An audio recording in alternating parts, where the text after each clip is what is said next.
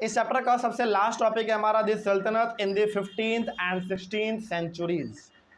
अब हम लोग ये बात करेंगे कि जो ये जो दिल्ली सल्तनत है, यानी कि जो दिल्ली के राजा हैं, इनके बाद क्या होता है अब, है ना। 15th और 16th सेंचुरी में हमारे भारत का क्या हाल रहता है, इसके बारे में थोड़ा सा हम लोग डिस्कस कर लेते हैं। आइए शुरू करते हैं। पहला पॉइंट लिखा हुआ after the Tughlaqs the Sayyid and Lodi dynasties ruled from Delhi and Agra until 1526। मतलब खिलजी डायनेस्टी चला गया, तुगलक डायनेस्टी भी चला गया, अब कौन सा डायनेस्टी आ गया दिल्ली पर रूल करने के लिए? सैयद डायनेस्टी और लोधी डायनेस्टी। तो खिलजी डायनेस्टी के जाने के बाद, तुगलक डायनेस्टी के जाने के बाद अब एंट्री होता है दिल्ली में राज करने का किसका? सैयद और लोधी डायनेस्टी का। तो ये लोग भी दिल्ली पे काफ़ी लंबे समय तक राज करते हैं और इनका कंट्रोल जो है वो आगरा तक पहुंच चुका होता है, और ये लोग दिल्ली से लेकर आगरा तक रूल करते हैं। कब तक? 1526 तक रूल करते हैं, ठीक ना। ओवरऑल आप ये कह सकते हैं कि दिल्ली के ऊपर राजा आता चला गया, राजा जाता चला गया, लेकिन दिल्ली दिल्ली ही रहा, दिल्ली और बढ़िया होता चला गया, ठीक ना। तो तुगलक डायनेस्टी खत्म हुआ, खिलजी डायनेस्टी खत्म हुआ, उसके बाद फिर दिल्ली पे राज किसका हुआ? सैयद और लोधी डायनेस्टी का। और इन लोगों ने भी दिल्ली पे राज किया, दिल्ली से अपना दायरा और आगे बढ़ाया, तो लोग आगरा तक भी पहुंच गए। तो आगरा तक इन लोगों का कंट्रोल हुआ था। Jaunpur, Bengal, Malwa, Gujarat, Rajasthan and the entire south India had independent rulers who established flourishing states and prosperous capitals। लेकिन सैयद डायनेस्टी का बात करें, लोधी डायनेस्टी का बात करें, तो ये लोग उतना पावरफुल नहीं थे जितना powerful Tughlaq dynasty, Khilji dynasty था। ये सब उतना डायनेस्टी उतना पावरफुल नहीं थे। इसीलिए आप देखेंगे कि जौनपुर हो गया, बंगाल हो गया, मालवा हो गया, Gujarat, Maharashtra and the entire South India had independent rulers who establish flourishing states and prosperous Capitals. मतलब ये लोग चूंकि उतने पावरफुल नहीं थे, तो इन लोगों ने उतना अपना दायरा भी आगे नहीं बढ़ा पाए। ये दिल्ली से निकल के आगरा तक पहुँच पाए थे, और दिल्ली से आगरा कितना दूर है? बहुत नज़दीक है ना। मतलब ये लोग उतना ज़्यादा दूर तक इंडिया में रूल नहीं कर पाए थे। अब जब आप उतना दूर तक रूल नहीं कर पाएंगे, तो भाई ऑब्वियस ही बात है, जो जहाँ का इलाका है वहीं का रूल राजा राज करेगा। तो इन लोगों का दायरा कहाँ तक बस सीमित रह गया? दिल्ली और आगरा तक बस रह गया। लेकिन बात करें जौनपुर, बंगाल, मालवा, गुजरात, राजस्थान, इन सब जगहों पर इन लोगों का कभी कब्जा हो ही नहीं पाया। यहाँ तक कि entire South India, Karnataka, Tamil Nadu, Kerala, इन सब में कभी ये लोग सैयद डायनेस्टी के लोग, लोधी डायनेस्टी के लोग कभी नहीं पहुंच पाए। फिर सवाल है कि सर ये लोगों ने उस जगह पे राज नहीं किया, तो फिर वहां पे राज किसने किया? वहां के लोकल राजाओं ने। समझा नहीं बात? मतलब जिस जिस जगह पर इन लोगों ने कब्जा नहीं किया, वहां पे राज किसका रहा होगा? वहां के राजा का रहा होगा, है ना। तो वही बात यहाँ पे लिखा गया है, और उन लोगों ने भी अच्छे से राज किया उस जगह पर, है ना। तो सिंपल से ध्यान रखना है, जिस जगह पर सैयद डायनेस्टी, लोधी डायनेस्टी का कंट्रोल नहीं हो पाया, उस जगह पर वहाँ के छोटे मोटे राजाओं ने उस जगह को रूल किया है और आगे बढ़ाया है, ठीक है। आगे, this was also the period which saw the emergence of new ruling groups like the Afghans and the Rajputs. लेकिन अब देखो हो क्या रहा था, दिल्ली के ऊपर जिसका कंट्रोल था वो कौन था? सैयद डायनेस्टी और लोधी डायनेस्टी। तो ये लोग उतना ज़्यादा पावरफुल तो नहीं थे। तो जब इतना पावरफुल नहीं थे, तो इंडिया से बाहर बैठ के कौन देख रहा था? अफगान लोग देख रहे थे, यानी कि अफगानिस्तान के राजा लोग देख रहे थे कि दिल्ली अब धीरे धीरे क्या हो रहा है? कमज़ोर हो रहा है। खिलजी के टाइम पे, तुगलक के टाइम पे दिल्ली बहुत मजबूत हुआ करता था, तो कोई जल्दी इधर देखता भी नहीं था। समझ आ रही है बात? लेकिन अब चूंकि ये लोग चले गए हैं, तो अब आया कौन दिल्ली में? Syed dynasty, Lodhi dynasty. ये लोग उतना पावरफुल नहीं है। इन लोग का दायरा जो है दिल्ली से बस ज़्यादा दूर तक कहाँ तक फैला है? बस आगरा तक फैला है। तो अफगान को मौका मिल गया, अफगानिस्तान के राजाओं को मौका मिल गया कि भैया यही समय है, यही समय है, दिल्ली पे हमला करो और दिल्ली को अपने कब्जे में करो। और दिल्ली पे कब्जा करने का मतलब क्या है? पूरे इंडिया पे कब्जा करना, है ना। और यही वो समय है जब राजपूत को भी लगा कि यही वो समय है जब हमारे दिल्ली पे कब्जा होना चाहिए हमारा। और राजपूत कहाँ के थे? इंडिया ही के थे। मतलब कि राजपूत भी चाहते थे। राजपूत किधर के? राजपूत राजस्थान, हरियाणा, पंजाब, इन सारे जगहों पे जो राजपूत थे, इनको भी लगा था कि भैया हम भी तो एक डायनेस्टी हैं, राजपूत भी डायनेस्टी होता है, ध्यान रखना। तो इनका भी मन में आया कि हमको भी दिल्ली पे कब्जा करना है। तो दिल्ली धीरे धीरे क्या हो रहा था बताओ, कमजोर हो रहा था। लोधी डायनेस्टी, सैयद डायनेस्टी इतने पावरफुल नहीं थे कि दिल्ली को वो बचा सके। तो दिल्ली के इंडिया के बाहर से कौन हमला करने आ रहा है? अफगानिस्तान के लोग। और इंडिया के अंदर से ही, इंडिया में रह के दिल्ली पे हमला कौन करने जा रहा है? राजपूत जा रहा है। तो बताओ क्या दिल्ली बच पाएगा? नहीं बच पाएगा। तो खैर आगे बढ़ते हैं। वही हुआ बाद में कि दिल्ली जो है कमज़ोर होता चला गया, और दिल्ली जो है मुगल के हाथों से निकलता चला गया। और किसके हाथों में आ गया?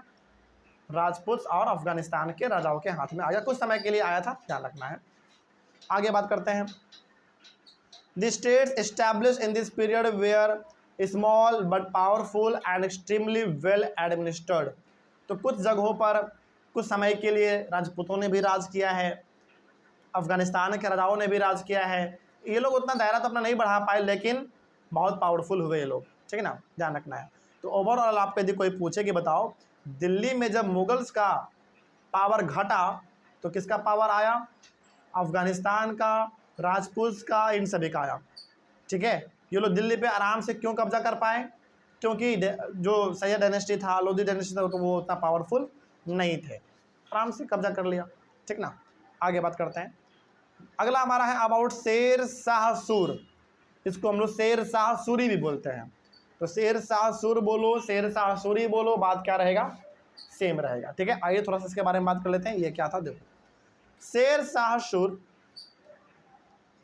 started his career as the manager of a small territory for his uncle in Bihar and eventually challenged and defeated the Mughal emperor Humayun। Humayun भी एक मुसलमान राजा था। मुगल एम्पायर मतलब क्या, ध्यान रखना है, मुसलमान राजा, ठीक ना, मुस्लिम राजा। तो शेर शाह सूरी जो है, इन्होंने अपने करियर का स्टार्ट किया था कैसे? एक मैनेजर के तौर पे। कहाँ पे किया था भाई? अपने अंकल के टेरिटरी पे। अपने अंकल के टेरिटरी का मतलब हो गया, इनके अंकल जो थे उनका एक टेरिटरी, यानी कि बिहार के कुछ जगहों पर, बिहार के कुछ जगहों पर इनके अंकल का क्या था? कब्जा था। उस जगह पे इनको क्या बना दिया गया? मैनेजर बना दिया गया, ठीक है। तो इनका करियर यहाँ से स्टार्ट हो गया, ठीक है। और बाद में ये जो है हुमायूं को चैलेंज करता है। बहुत बड़ा राजा था, ये भी ध्यान रखना है।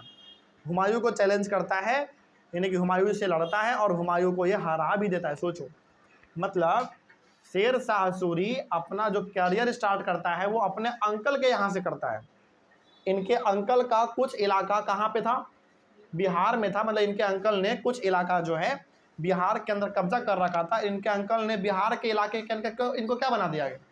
मैनेजर बना दिया। मतलब इनके अंकल, जैसे देखो हुआ क्या, ये अपने अंकल के पास गए, बोले अंकल हम बेरोजगार हैं, हमको रोजगार दीजिए। इनके अंकल बोले ठीक है बेटा बैठो, बिहार में ना कुछ जगह पर मेरा कब्जा है और उस जगह पर हम चाहते हैं कि हमारा कोई अपना उसको देख रेख करे, उसको रूल करे।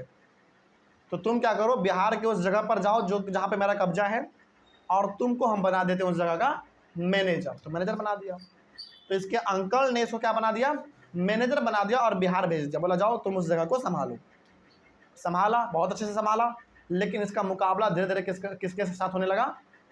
हुमायूं के साथ। और हुमायूं भी एक मुसलमान राजा था। तो इन दोनों के बीच में तनाव बढ़ा और इन दोनों के बीच में लड़ाई हुआ और हुमायूं को ये बहुत गंदे तरीके से हरा दिया। तो बताओ, जो शेर शाह सूरी पहले केवल एक मैनेजर था, उन्होंने एक बहुत अच्छे खासे नामी मुसलमान राजा को हराया है, तो क्या इससे इनका अंकल खुश नहीं होगा? बिल्कुल खुश होगा। तो इनका प्रमोशन हुआ और ये थोड़ा सा और बड़े पोस्ट पे चले गए। फिर बाद में क्या होता है देखो, शेर शाह सूर captured Delhi and established his own dynasty. इनका पावर धीरे धीरे बढ़ता चला गया। एक समय पे इन्होंने दिल्ली पे कब्जा कर लिया। सोचो, वो बच्चा जिन्होंने अपना करियर स्टार्ट किया मैनेजर के तौर पे, वो अब दिल्ली का राजा बन चुका था। बहुत बड़ी बात होती है ये। और दिल्ली पे मतलब दिल्ली के राजा बनने का मतलब समझते हैं आप? पूरा आप एक तरीके से इंडिया के राजा हैं। और हमने आपको बार बार बोला है कि दिल्ली पे कब्जा मतलब पूरे भारत पे कब्जा, क्योंकि वहां से आप पूरे भारत को कंट्रोल कर सकते हैं। कुछ राजाओं ने किया भी है, कुछ राजा नहीं कर पाए, ठीक ना। तो ये बाद में जाके दिल्ली के भी सुल्तान बन जाते हैं।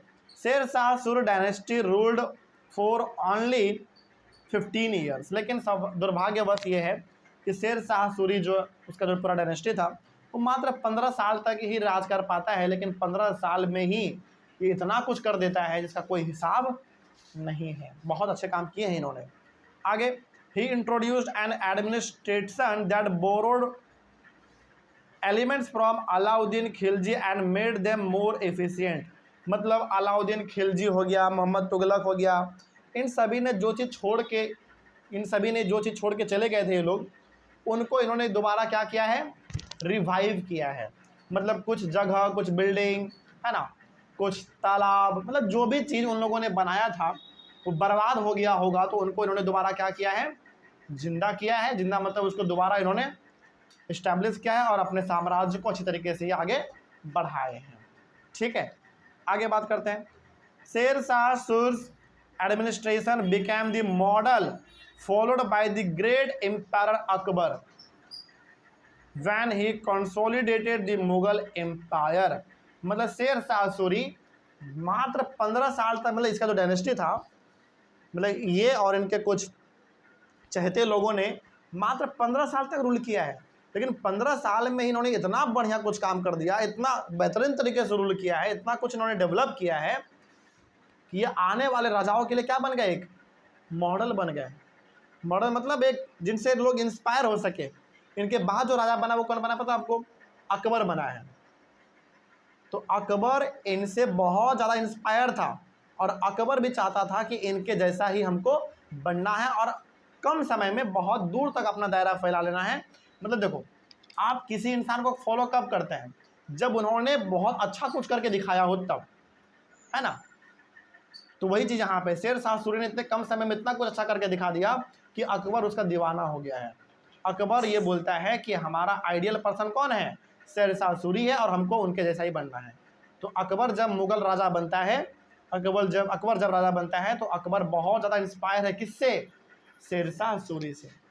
ठीक है, इस तरीके से हमारा ये टॉपिक, और टॉपिक के साथ यहीं पे हमारा चैप्टर कंप्लीट हुआ। अब बताइए इस पूरे चैप्टर में कहीं पर कोई दिक्कत, बहुत ही बेहतरीन तरीके से हम लोगों ने हर टॉपिक को समझा है। तो ऑनलाइन वाले बच्चे, आप लोगों को कहीं पर कोई डाउट रहा होगा तो कमेंट कर दीजिएगा। हम लोग मिलेंगे अब अपने अगले क्लास में फिर से एक नए चैप्टर के साथ और एक नए शुरुआत के साथ। तब तक के लिए thank you very much and have a nice day.